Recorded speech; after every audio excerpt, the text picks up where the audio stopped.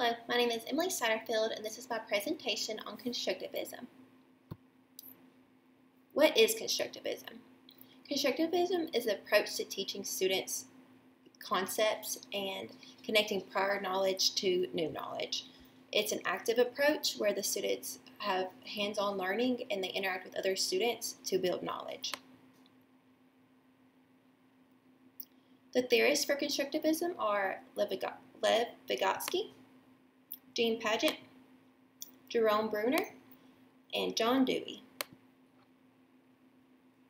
This is the quote that makes me better understand constructivism. It's by Benjamin Franklin. It says, "Tell me and I forget, teach me and I remember, involve me and I learn." So the whole point of the different approaches to teaching is the end result, which is learning. Which way will help the students learn the most, where it's the most authentic learning, where they can apply it to real life. That's the whole point of going to school, is for students to be able to take what they learned in school and be productive citizens.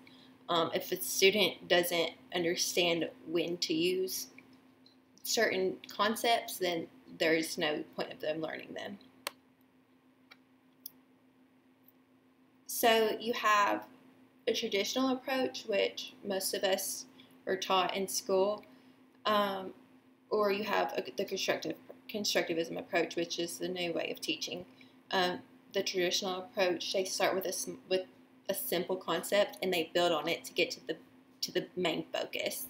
It's teacher-centered, where the teacher stands in front of the classroom and delivers the information to the student, and then most of the information comes from a textbook. On the other hand, constructivism, it starts with the whole concept, and then it breaks it down into smaller portions where the student can connect those smaller portions and have a more thorough understanding. It builds on prior knowledge. It's interactive, where the students learn by hands-on activities. They don't just have to memorize. They can actually make understanding of what they're being taught.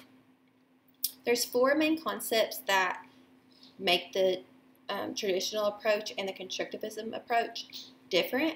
So first is the way the curriculum is taught. In the traditional approach, that's a picture on the right where the teacher just stands in front of the classroom and delivers the information to the students. On the left, you have the students interacting with each other, with their classmates, which helps them, like, if a student knows more than they know, they can apply the student's knowledge to their knowledge and it's easier for them to learn. And then you have, like, if they're hands-on learning something, they can make the learning authentic, where they can apply it to actual life. Next, you have the students, how the students are viewed and how they work to understand. So on the left picture, that's a traditional approach. The students are in a line, the desks are lined up where they're just facing the teacher. The teacher is delivering the information to them. It has nothing to do with prior knowledge. They're just memorizing the new information the teacher is giving them. Opposed to on the right side, that's this teacher being a facilitator, where the students' desks are in groups and not facing the teacher, because the teacher is not in the front of the classroom delivering the information. The traditional approach is almost like a blank slate approach, which it's not, but it has nothing to do with prior knowledge. And so, like, there's not really a bridge between what you have learned and what you are learning, so you can't make a meaning out of it. Opposed to the constructivism approach, where it's problem-solving based, where they're presented the problem and then they find the solution to find out how the two interact with each other and how they make connections, so they can, it's conceptual understanding opposed to just memorizing the steps to solve the problem.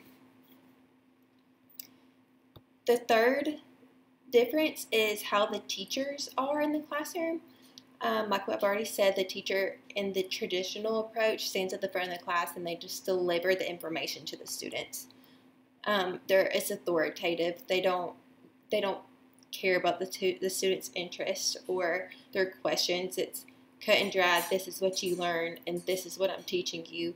Opposed to the constructivism approach, it's really, it focuses on the students' interests, and they want the students to ask questions, because when they ask questions, they are building understanding. So, and then the fourth difference is assessment, how the students are, how their knowledge is assessed, like what they've learned so far. So in the traditional approach, it's the textbook says this, and this is what you're tested on a written test. And then in the constructivism approach, it's the assessment is observations, discussions. It does involve some tests, but it's more, can the teacher see that you have an understanding of the concept, rather than can you answer the questions on the paper.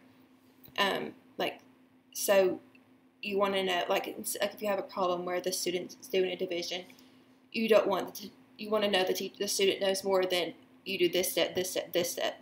You want to know if the student understands why you're dividing and why the next step is happening, so they understand the answer. So in the PAR model, PAR, you have 3 different stages. You have the present stage, the apply stage, and the review stage, and we will go into further detail in those. In the present stage, you present to the students their learning targets. You want them to know what they are going to be learning, and give them the full expectations. So you identify the objectives for the student to learn. You really need to give the students a why to why they're learning the information. It helps them understand there's a reason for them to learn this information. It's not just busy work, and it gives them a little bit of motivation. And then you also present the new knowledge in this stage. Next, you have the apply stage. This is where the students are giving the problem, and they're supposed to come up with a solution on their own. This stage, so the last stage is 35% of the time of the lesson, where the apply stage is 65% of the lesson. So it's more time applying the information that they just learned and connecting it to the prior knowledge and assimilating those two, so they can come up with a new concept, a new understanding. Here we see that they have what's being told to them and with their prior knowledge, what they believe to be true, and then they connect it, and then that's when they have a more thorough understanding. The last stage is to review. The review is a reflection on what they've been, like what they just were taught. That you need to really make sure they understand the key concepts and that they can connect it to their prior knowledge and really have an understanding on it. So this is my lesson on division. It's using the Constructivism approach and then the PAR model. So I did it as if I was writing on a whiteboard of what I would write, or passing out papers to my students. So first, the present model, you identify the objective. For my division objective is students will construct solutions to solve simple division problems using pictures. Also in the present stage, you want to establish the why.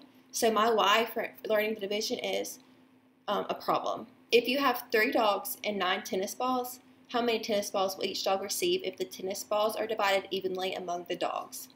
So the students need to understand how to do that. And this is all the third step in the present stage. The first part I wrote out the problem that they're trying to solve. 9 divided by 3. So 9 balls divided by 3 dogs. The second step, the Constructivism approach, really, it's an authentic approach. So you want the students to understand how you got to the answer. So that involves using models. So with the 3 dogs, I drew the 3 dogs, and I drew one ball beside the first dog, a second ball, like number 2 by the second dog, and number 3 by the third dog. Then I went back to the first dog, 4, 5, 6, 7, 8, 9, all the way to 9, and I divided the 9 balls by the 3 dogs. And so that demonstrates our answer. And then the third part, I connected it to their prior knowledge, where they know if they have 3 dogs with 3 balls each, that equals 9 balls. Multiplication is the inverse of division, so they can kind of connect that and see where that goes. Next, you have the apply stage. This is where the students take the information that you have given them and they apply it to their prior knowledge to create understanding. So for my apply portion of the PAR model, I set the instructions for the students are, with your partner, construct 4 questions containing problems where the division must be used to find the solution. When you finish, switch questions with another pair and find the solution to those problems. When the student is doing this, they're creating the problem, so they understand it's critical thinking, where they know what the problem is, and so they have to figure out how to solve the problem. They're also working with a partner, so they're having their knowledge and the peers' knowledge, so with the two together, they are smarter. And then it also creates an understanding. You have a whole conceptual understanding of the division, like how you get to the division problem, how you solve the problem, and that it connects with the multiplication. In the final stage, you have the review. In the review stage, you want to make sure the students have an understanding. You want them to present their knowledge, and you want to observe that they do understand it. And if they don't, you need to make sure that you find those students who don't understand, and you really connect with them and get them to where they need to be. So for my review stage, I said, choose one of the 4 questions to solve for the class to see. Illustrate how you solve the problem by drawing a picture. Write the answer in multiplication form. So I wanted the students to draw the pictures, like where I drew the 3 dogs and gave each dog a ball until I ran out of balls. I wanted them to do this with this new question. And then I want them to write it in multiplication form so they can see that it connects to multiplication. That if they know the multiplication problems, like they're, 3 times 3 equals 9. If they know that, then they'll be able to divide because it's the same concept, just inverse. So I said 9 divided by 3 equals what? And then 3 times what equals 9. So it just gives them that full understanding. Alrighty, well that is it for my constructivism presentation, and here's my references I used. Alrighty, thank you.